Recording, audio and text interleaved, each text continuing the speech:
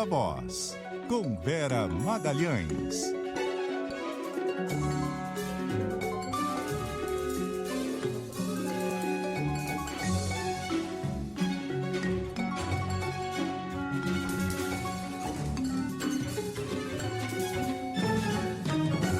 Vera Magalhães, muito boa noite, tudo bem? Oi, Débora, oi, Carol, boa noite a todo mundo que está nos ouvindo e assistindo no dia dos 34 anos da CBN. Parabéns para nós. Oi, Vera, boa noite. Você está aqui há quanto tempo, Vera? Estou no meu 5º ano de CBN, vai fazer 6 anos em janeiro, portanto já um bom quinhão desses 34 anos eu já sou da casa. Não tanto quanto vocês, mas estou ali. Tô chegando. Eu ainda não descobri se a decana é a Tânia, porque ela tá... Hoje não tem noite total, né? E ela não me respondeu aqui. Eu já tô tentando fazer essa apuração, porque a gente não sabe se é a Tânia Morales, ou se é o Éboli, o decano. Mais de 20 anos. Mais que o Douglas? Os dois? Não, mais que o Douglas. O Pascoal Júnior também, operador da manhã. O Pascoal Júnior tá aqui desde o começo também. Que é o Pascoal Júnior. A gente também. É isso aí, verdade. A gente obviamente vai continuar celebrando esses 34 anos da CBN aqui durante a nossa programação. Vamos a Brasília, então? Samantha Klein tem informações sobre as articulações para a votação do IR. Oi, Samantha. Oi, Débora, Carol e Vera. Olha, estou aqui na frente do Colégio de Líderes, é uma sala de reuniões aqui. Eu e toda a imprensa, além de lobistas de todas as áreas, justamente esperando o resultado dessa reunião. Isso porque o relator da proposta que amplia a isenção do imposto de renda para quem ganha até R$5 mil ao mês, deputado Arthur Lira, afirmou que acatou algumas emendas. Ao parecer, são quase 100 emendas que foram protocoladas, principalmente aí nas últimas 24 horas. E ele diz que acatou apenas algumas. Também disse que não atendeu aos pleitos do agro, incluindo a proposta de a isenção rural. O que isso não descarta, por exemplo, a aplicação de um destaque depois da votação do texto base. Bom, depois de receber os líderes do Centrão no gabinete, conversar aí. A gente vai refazer a comunicação com a Samantha Klein, porque tá com uns cortes aí e tal, tá ruim da gente entender, porque tá picotando. A gente vai refazer por telefone, é isso? Comunicação com a Samantha Klein, para ela trazer mais informações, mais detalhes. Mas fato é, né, Vera, que tá todo mundo lá aguardando o que vai sair dessas discussões.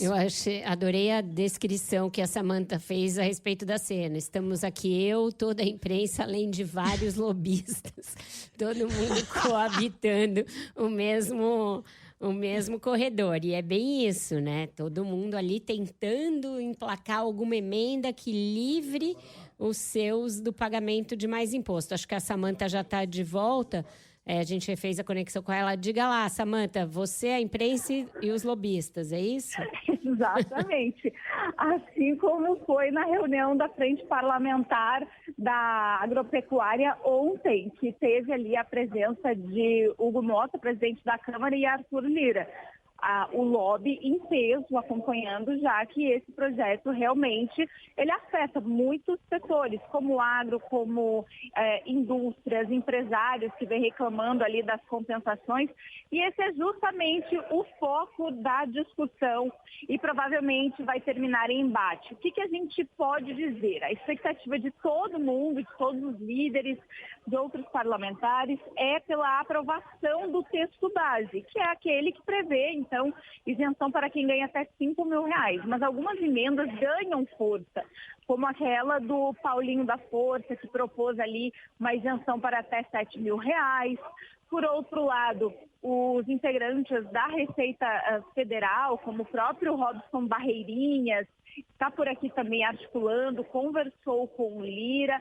E o que eles dizem? O projeto hoje é muito equilibrado, mas eles sabem, a equipe econômica está acompanhando com lupa essa possível desidratação. E o que alguns líderes iam me dizendo, Vera? Olha, o embate vai ser em plenário mesmo, provavelmente com os destaques depois, mas antes disso ainda aguardamos que o relator Arthur Lira pelo menos explique, né, ou divulgue esse texto alterado logo no início da votação, porque essa reunião ainda, ela estava prevista para 5 da tarde, do Colégio de Líderes, passou para 6 horas, então começou faz pouquinho tempo.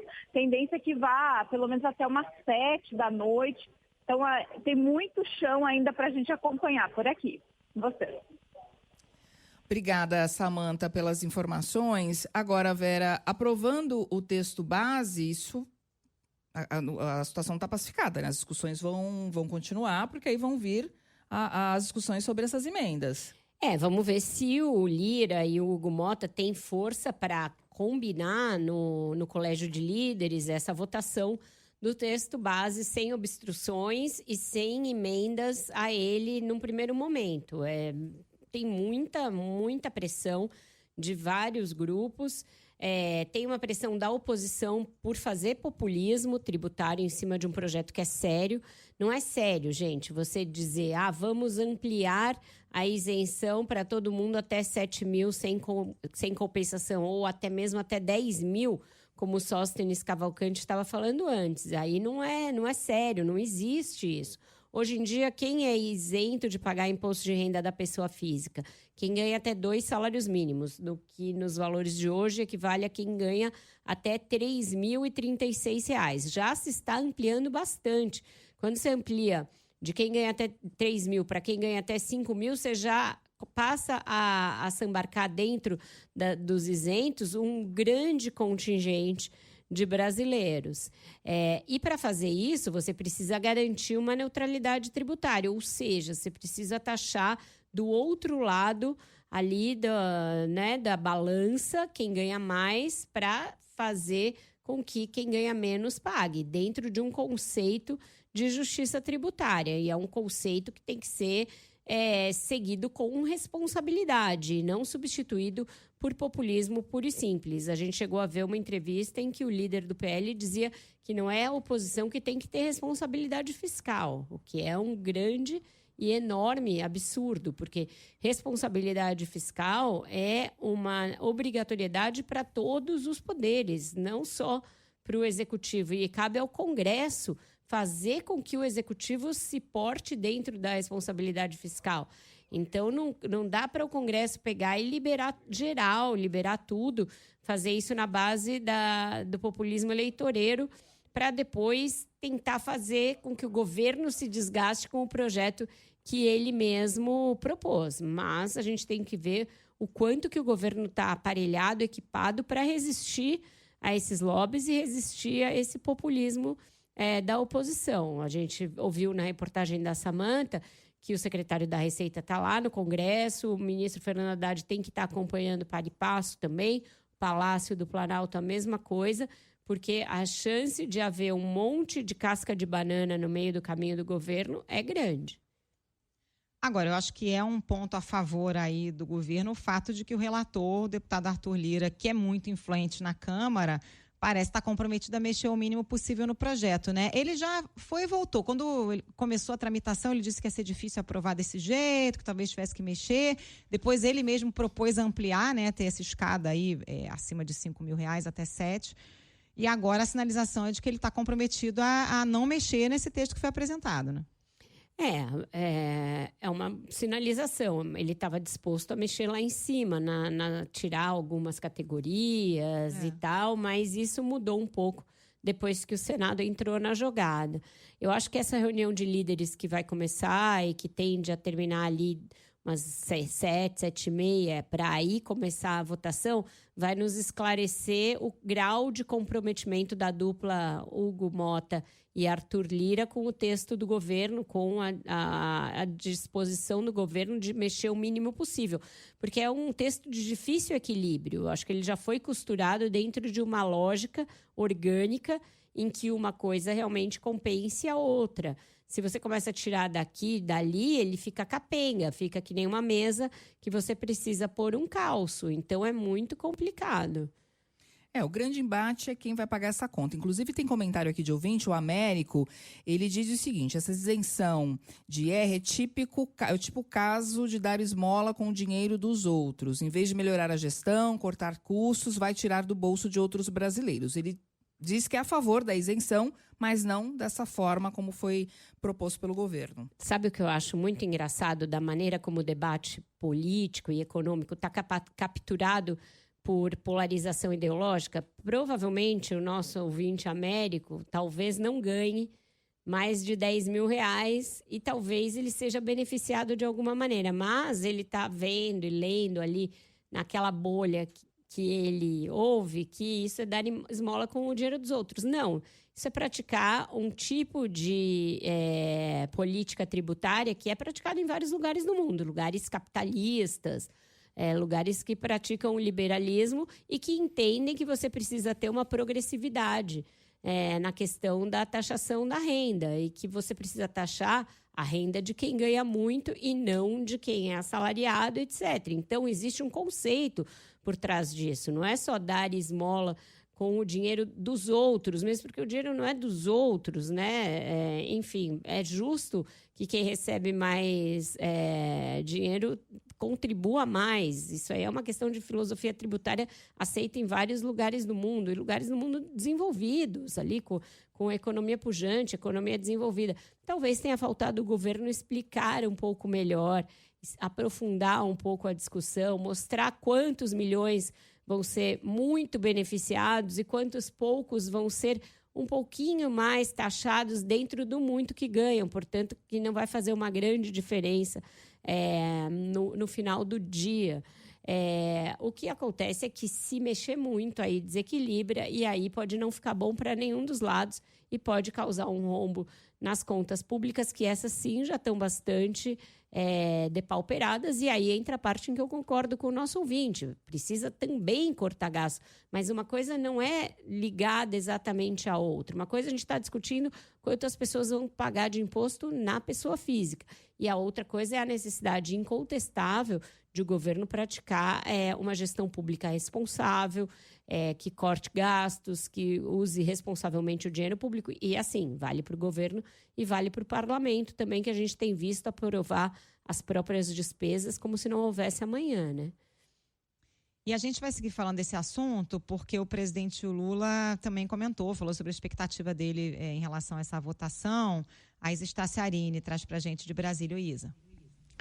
Oi, Carol. Pois é, o presidente Lula disse estar confiante, né? E que estava convencido de que a Câmara e o Senado vão aprovar o projeto que amplia a faixa de isenção do imposto de renda para quem ganha até R$5 mil por mês. Essa é uma das promessas, né, de campanha de Lula, que frisou que esse vai ser o primeiro sinal de justiça tributária que se faz no país. Eu acho que essa nova postura que vocês estão adotando para o imposto de renda, que se tudo der certo, vai ser aprovada hoje. Esse desconto no imposto de renda, porque nesse país aqui, quem acompanha sabe que nem reajuste da tabela do imposto de renda eles faziam nesse país. Eu acho que é um primeiro passo extraordinário, é uma conquista muito, muito, muito. É o primeiro sinal de justiça tributária que se faz nesse país. Eu estou convencido que a Câmara vai aprovar, estou convencido que o Senado vai aprovar, e eu estou convencido que vocês encontraram um outro jeito, ou mais um jeito, de fazer novas lutas aqui nesse país. A fala foi feita durante uma reunião fechada hoje à tarde com representantes de movimentos sociais no Palácio do Planalto. O grupo apresentou a Lula assinaturas a favor da isenção do imposto de renda e o debate também girou em torno da necessidade de reduzir a jornada de trabalho 6x1. É com vocês. Obrigada, Isa. Lula está otimista, tem razão para isso, Vera, ou é mais wishful thinking? Eu acho que é isso, né? Ele está ali naquela de falar, vamos, time, mostrar que as coisas estão embicadas para dar certo, numa expectativa de criar ali um vento a favor. Isso, por incrível que pareça, acaba funcionando no Congresso, muitas vezes. Quando se cria um clima de que chegou a hora de votar esse projeto está pronto, e aí vem ali um certo clamor também das redes sociais, das ruas, de vamos votar, isso acaba influenciando os humores do Congresso. Isso funcionou, por exemplo, no primeiro momento, quando eles brecaram lá atrás a PEC da blindagem, eles perceberam que estava caindo mal, depois foram adiante, se deram mal, deram com a cara na curva Tamburello ali, e no Senado eles perceberam a dificuldade e aí refrearam. Então, muitas vezes, jogar assim com essa expectativa tem um efeito sobre o psicológico ali do plenário, mas não é o suficiente. O que é necessário de verdade é a negociação ali no tapete verde, todo mundo se deslocar para lá e começar a ver quais são os flancos, quais são os riscos, onde pode entrar uma emenda que põe o projeto a perder, quais são os lobbies mais poderosos e junto a quem eles estão atuando para você atuar na contramão, porque muitas vezes quando você demora para perceber que o lobby está se instalando, você perde. Naquele projeto lá de trás, que regulamentava, por exemplo, as redes sociais e a responsabilidade das big techs, todo mundo achava, não, o projeto está ótimo para aprovar. E aí o projeto não foi. Por quê? Ninguém percebeu que as big techs estavam fazendo um lobby muito bem feito e muito poderoso ali com as bancadas, que levou a que mudasse o vento naquele projeto. Então, tem que ficar de olho e tem que ficar em cima. Só para a gente trazer um dado aqui, um estudo que foi divulgado pela Oxfam Brasil em julho desse ano mostra o seguinte: os 10% de brasileiros mais pobres pagam, em proporção da renda, 3 vezes mais tributos do que o 0,1% mais rico da população. 0,1%, aqui eu estou falando de rico mesmo, não é pobre premium não, tá? É gente que se desloca dentro da cidade de helicóptero. Então, o que essa pesquisa diz? Que os mais pobres comprometem 32% da sua renda com tributos contra 10% dos mais ricos. É injusto. E quem é que está fazendo lobby lá em Brasília? Está mais perto de quem? Do mais rico ou do mais pobre? Do mais rico, certamente. E são os mais ricos e que são uma parcela muito minoritária da população. Isso é importante também de salientar. E agora a gente vai voltar para Brasília, porque a gente tem informação ao vivo por lá, do Igor Cardim, sobre a decisão que envolve bets e quem recebe Bolsa Família. Oi, Igor. Pois é, Débora, o governo publicou a norma que proíbe que beneficiários do Bolsa Família ou que recebam o BPC façam apostas online. Na prática, cumpre, depois de quase um ano, aquela determinação do Supremo Tribunal Federal que obrigava o governo a adotar as medidas para impedir o uso de recursos de programas assistenciais em bets. Segundo dados do Banco Central, no ano passado, 5 milhões de pessoas de famílias beneficiárias do Bolsa Família enviaram cerca de 3 bilhões de reais às empresas de apostas por meio de Pix. Após a determinação do STF, o governo chegou a dizer que não tinha condições de identificar a origem do dinheiro que estava sendo usado pelos beneficiários nos sites e queria evitar uma proibição mais drástica. A demora em cumprir essa decisão, segundo a Fazenda, é porque demandou o desenvolvimento de uma base de dados técnica e robusta que garantisse a proteção dos direitos dos envolvidos. A norma publicada nesta quarta-feira determina que no ato do cadastro ou no primeiro login no site ou nos aplicativos, as bets consultem o CPF na base de dados do Ministério da Fazenda. Se aquela pessoa recebe Bolsa Família ou BPC, a casa de aposta fica obrigada a não autorizar o cadastro ou encerrar uma conta já existente em até 3 dias. Eventuais valores depositados terão que ser devolvidos ao titular da conta. Além disso, as plataformas deverão checar a cada 15 dias se há beneficiários de programas assistenciais fazendo apostas. As casas de apostas têm 30 dias para implementar os procedimentos obrigatórios. Em 45 dias, as bets devem consultar a área em que estão impedidos no sistema da Fazenda para verificar se algum usuário consta nessa base de dados dos programas sociais do governo federal. Débora. Obrigada, Igor Cardim, pelas informações. Eu queria saber também qual é a opinião do nosso ouvinte em relação a essa decisão, né, do governo. Manda mensagem aqui para o nosso WhatsApp, o 11 99911 9981. Na minha opinião, eu acho acertada, porque é muito difícil para a pessoa tomar essa decisão sozinha e muita gente está tratando como doença o vício em apostas.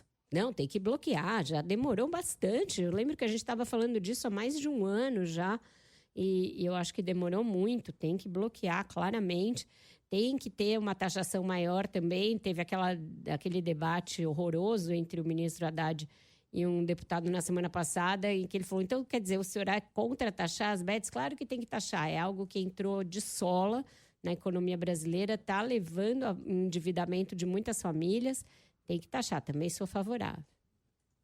Não, que tem que taxar. Eu acho que eu fui mudando de opinião com relação a isso. No primeiro momento, eu achei que seria um intervencionismo exagerado e que as pessoas deveriam ter liberdade de fazer o que bem entendessem com o seu dinheiro, mas mudei já de opinião, porque é uma epidemia, né? Exato. De vício em jogo, as pessoas se endividando e se enrolando completamente, destruindo famílias. Então, acho que agora, minha opinião é como a de vocês, tem que limitar mesmo, infelizmente.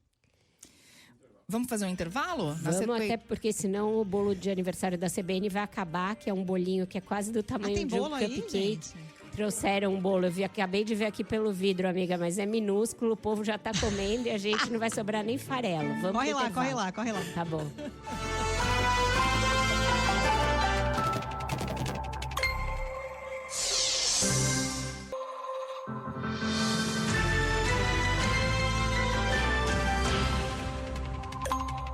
Viva a Voz de volta! E tem áudio de ouvinte aqui. A Mariana Pastore mandou uma mensagem pra gente comentando o que ela acha das bets. Oi, pessoal da CBN. Mariana Pastore aqui de Paulínia. Eu acho super acertada essa decisão de não deixar quem tem cadastro em benefícios do governo em bet. E eu acho que é importante porque isso vai também ajudar a gente a ver não só essa questão, né, do mau uso desse dinheiro, mas fraude, né? Talvez a gente tenha alguns usuários aí que fraudam Bolsa Família, que não precisam e usam esse dinheiro para outros fins. Bom, ao que parece, boa parte dos nossos ouvintes é favorável a essa medida do governo. O Cassiano diz que a questão é a seguinte, não é exatamente o dinheiro do beneficiário, né? É um dinheiro que é da população. O João, tá correta essa proibição? O Eliezer diz que não conhece ninguém que jogou nessas plataformas e que ganhou dinheiro, que ficou milionário, também não. E o Pimentel diz aqui, alerta que jogo é um vício e muitas vezes chega a ser pior do que drogas. Exatamente, é isso. O benefício social é para suprir uma renda que você não tem, né? É justamente uma complementação de renda para quem não tem o suficiente para prover a vida da sua família. E aí, se você joga, é que não vai sobrar nada mesmo. Então, tá correto. Benefício social não é para isso, gente. Vamos saber mais detalhes de uma outra medida que gerou bastante polêmica quando foi anunciada. Fato é que o presidente Lula aprovou o fim da obrigatoriedade de autoescolas. E a Isa Staciarini detalha pra gente. Oi, Isa. Débora, olha, o Ministério dos Transportes pretende até dezembro fazer uma nova resolução para acabar, com a obrigatoriedade das aulas em autoescolas para quem quer tirar a carteira de motorista. O presidente Lula deu autorização para o ministro Renan Filho desengavetar a medida até o fim do ano, em ano pré-eleitoral. A medida busca baratear em até 80% os custos para a emissão da CNH e, com isso, acabar com o controle das autoescolas na emissão desse documento. O objetivo também é acabar com a quantidade de motoristas que dirigem de forma irregular por não conseguirem tirar a CNH devido ao custo. A estimativa é que cerca de 40 milhões de pessoas transitam pelas ruas sem esse documento. A proposta original não exige um mínimo de aulas práticas, que hoje é de 20. Cada candidato vai poder escolher, por exemplo, quantas aulas quer fazer e pode optar por um instrutor autônomo que não precisa mais estar vinculado a um centro de formação de condutores ou pode optar também por autoescola. Pela proposta, não vai haver também a obrigatoriedade de um carro adaptado para o treinamento, ou seja, a pessoa vai poder aprender em um veículo particular ou do próprio instrutor. A prática vai ter que ser feita em uma via, como a de um condomínio, fechada, sem muito trânsito. Agora, nas vias públicas, aí sim vai ser necessária a presença de um instrutor. No caso das aulas teóricas, a pessoa vai poder escolher por uma escola do governo ou pelo modo EAD e ainda por uma autoescola. Hoje, a exigência de 45 horas aula presenciais na autoescola. Por ser uma mudança que não altera a lei e o Código de Trânsito brasileiro, ela não precisa passar pelo aval do Congresso. Portanto, caberá ao CONTRAN, que é o Conselho Nacional de Trânsito, revogar a resolução atual e aprovar uma nova. A intenção do Ministério dos Transportes é abrir o processo de consulta pública já amanhã, com duração de 30 dias. Débora. Obrigada, Isa, pelas informações. Antigamente, quando eu tirei minha habilitação, não tinha uma exigência mínima de aulas. A pessoa fazia quantas aulas ela achava que precisava. E graças ao lobby das autoescolas, passou-se a exigir uma quantidade mínima. Bom, funcionava. Só que essa questão de não precisar de um carro adaptado, já acho meio complicado. Inclusive, eu conversei com o Márcio Raskorski sobre essa possibilidade das aulas serem feitas num condomínio. O condomínio pode vetar isso, segundo ele nos informou. O próprio condomínio pode vetar que isso aconteça. Exato. Em condomínios você tem trânsito de crianças, muitas vezes de pets, pessoas praticando esportes. Vem um condutor sem experiência, muitas vezes um adolescente que o pai está ensinando, uma coisa que já acontece hoje em dia, inclusive, sem um carro adaptado, ou seja, sem que o instrutor possa também ter os comandos ali para frear, para ajudar no momento de indecisão de quem está aprendendo. Me parece uma coisa meio acochambrada. Você está pegando uma regra que já não é muito boa e dando uma bela de uma acochambrada para fazer uma medida, essa sim, de cunho absolutamente populista e eleitoreiro, a véspera de ano eleitoral, para o ministro ter o que mostrar lá na sua base, para o presidente dizer que, olha, estou acabando com o lobby, acabar com o lobby das autoescolas, ok. É fato que as autoescolas fizeram esse lobby do número mínimo de aulas e que ainda reprovam muitos motoristas para que eles tenham que pagar um novo pacote de aulas, isso é fato. Mas não é dessa maneira que se combate uma prática abusiva por parte do mercado. Você tem de garantir uma segurança e uma regra que dê essa segurança de que você está formando, de fato, motoristas habilitados. E não partir para um vale-tudo que pode aumentar o número de acidentes de trânsito, acidentes graves. O Brasil já tem alguns números horrorosos de acidentes de trânsito em estradas, em cidades. E isso acontece muitas vezes por inexperiência e por uma formação precária de condutores, né? Acho que podiam chegar a um meio termo, né, gente? Porque, de fato, é caro, né? Você custa mais de R$3.000 para tirar a CNH. Para muita gente é um valor impossível, né? Mais de R$3.000. E aí tem esse negócio do prazo, a pessoa perde o prazo e tem que começar tudo do zero. Tem uma necessidade aí de uma carga de aulas teóricas muito grande, são 45 horas de aulas teóricas. Acho que dava para dar uma enxugada nisso, uma barateada. Agora também não pode ser um liberou geral, né? Não pode. O governo percebeu que esse é um nicho que rende popularidade. Uma das medidas, por incrível que pareça, sempre aparece em pesquisa, mais lembradas como boas medidas do governo Bolsonaro, foi aquela medida que baixou o número de... aumentou, né, o número de pontos para você ter a sua CNH cassada. E aquela de acabar com o DPVAT. Então, são duas medidas nesta mesma área de trânsito. E agora o ministro Renan convenceu o presidente de que ia pegar bem, junto ao povão, ao eleitorado, fazer isso. E o Lula deu o aval para ele seguir adiante. Mas tem esse condão claramente eleitoral aí por trás dessa medida. Vamos fazer mais um intervalo e na sequência, na volta, tem Bruno Caraza.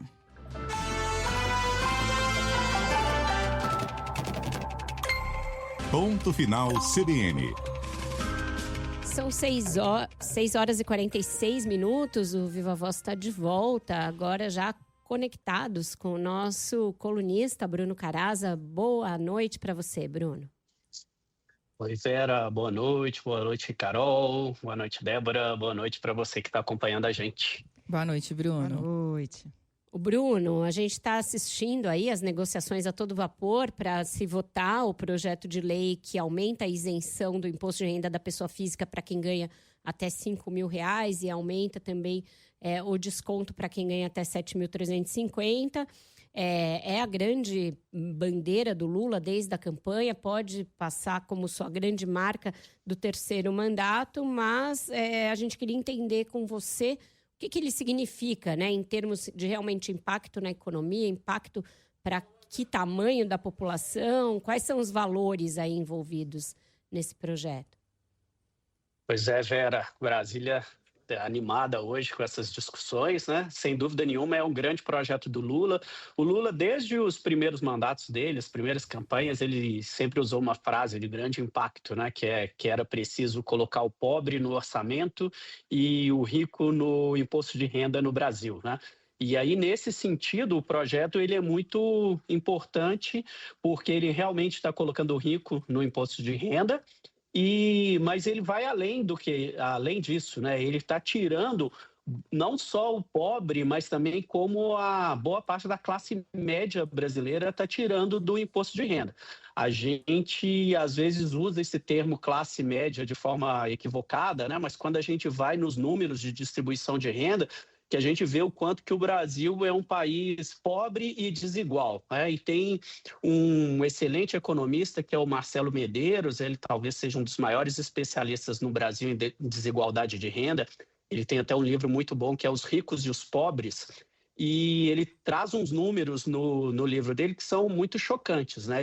Ele mostra com dados de 2021 que quem ganhava em 2021 até R$4.000 por mês estava nos 10% de renda mais alta no Brasil, né? Se a gente atualiza esse valor para agora, com a inflação, dá esses 5 mil que o Lula, o projeto do governo, né, está isentando. Então, é como se a gente tirasse do imposto de renda 90% da população adulta no Brasil, né, que não vai passar a pagar o imposto de renda. Se a gente chega nos 7.350 aí, que era 7.000, mas o Lira subiu para 7.350, é como se você tivesse mais quase 5%. Então, esse projeto está tirando da declaração do imposto de renda praticamente 95% da população adulta no Brasil. Então, é um impacto muito grande em termos da sociedade brasileira como um todo, que é a população muito atendida.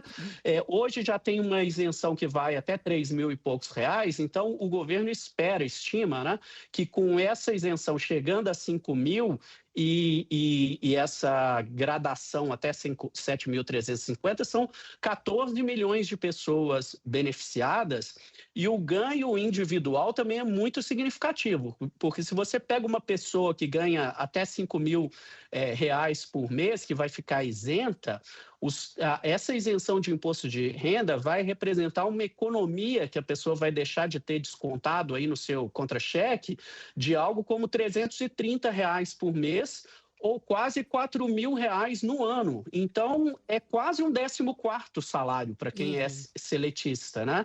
Então, isso tem um impacto muito significativo, é a grande bandeira do governo Lula nessa reta final rumo à eleição, e é por isso que o governo está tão empenhado na aprovação dessa medida.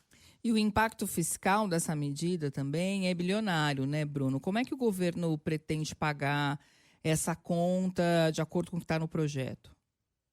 É isso mesmo, Débora. É bilionário. Os cálculos do governo, os cálculos da consultoria da Câmara indicam que é uma renúncia fiscal de 28 bilhões e meio de reais. Então, é o que o governo deixará de arrecadar com essa isenção.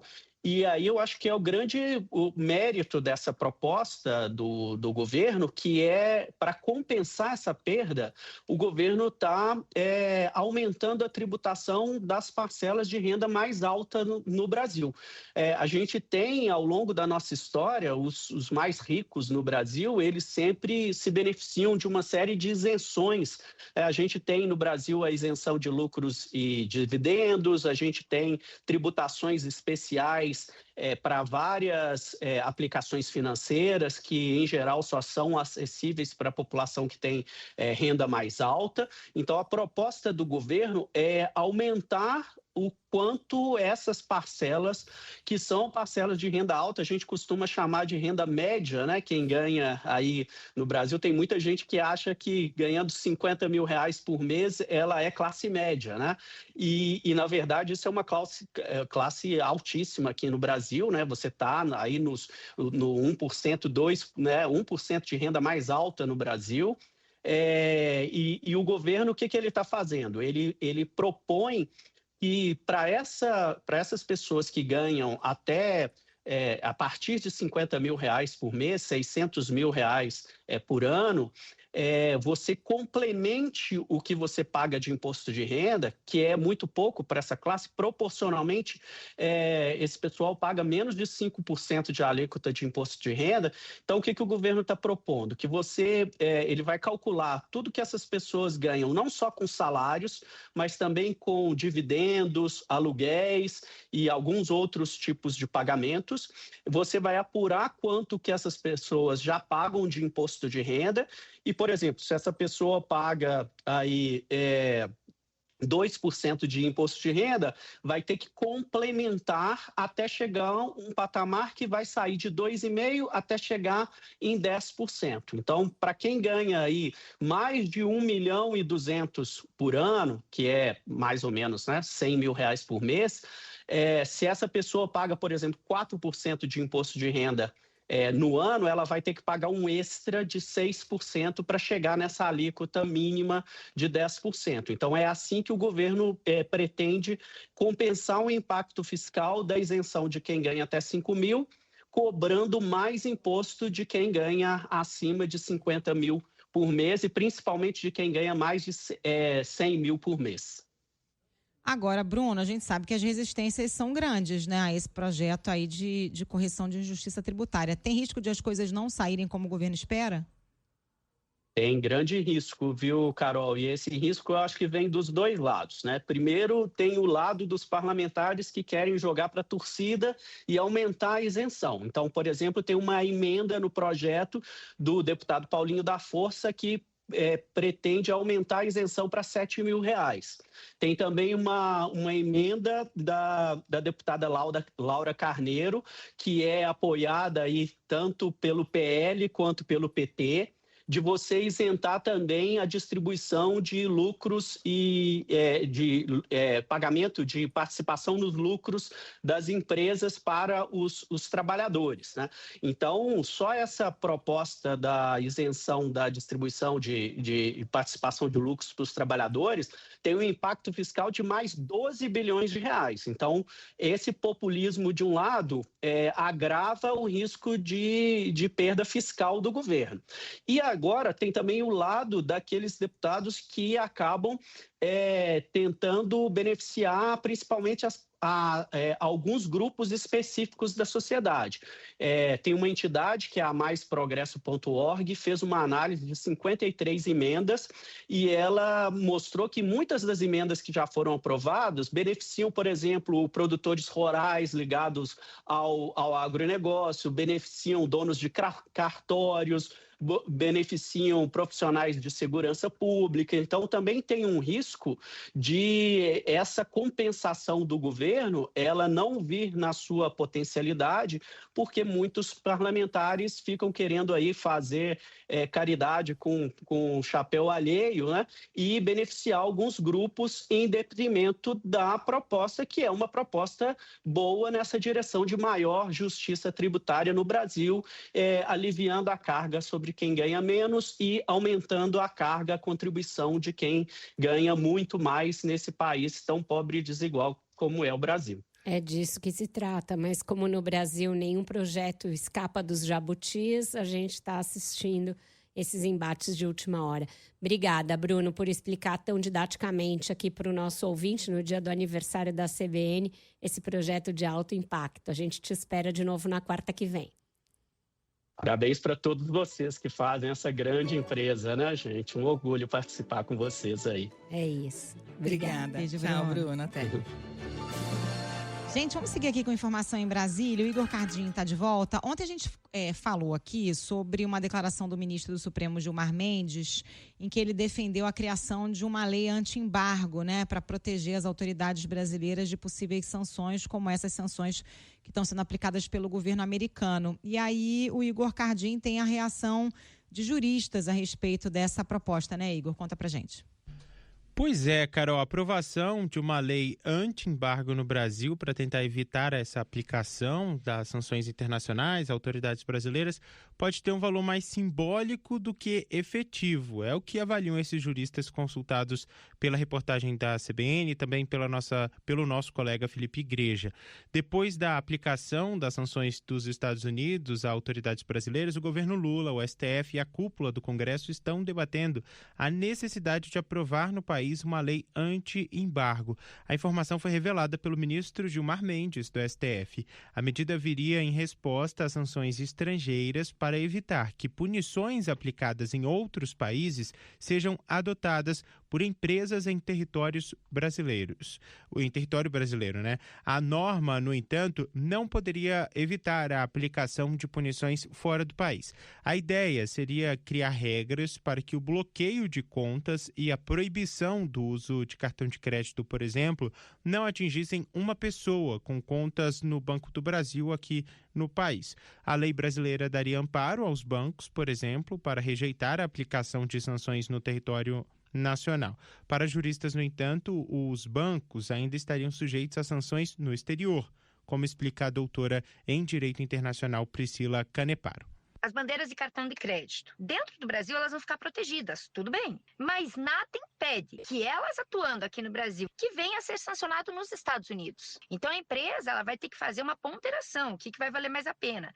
Eu vejo com muita ressalva, tá? Porque a gente está trabalhando com um governo dos Estados Unidos que trabalha com lawfare, e se utiliza de instrumentos jurídicos com viés politizado, né? Mas eu não consigo vislumbrar como é que não se daria uma aplicação de sanção para a empresa que também atua nos Estados Unidos.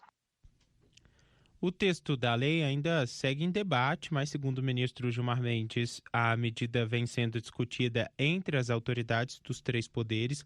8 dos 11 ministros do STF foram sancionados com a suspensão dos vistos norte-americanos, mas apenas Alexandre de Moraes, relator das ações penais da trama golpista, foi alvo da lei Magnitsky, que traz punições mais duras, inclusive a esposa dele também, né, Carol? É isso, obrigada, Igor. É isso, né, gente? Uma tentativa aí de talvez proteger um pouco as autoridades, mas como disseram aí os juristas, tem uma limitação, né? Que a lei como a Magnitsky tem aplicação fora do Brasil, com consequências que a lei brasileira não pode alcançar, né?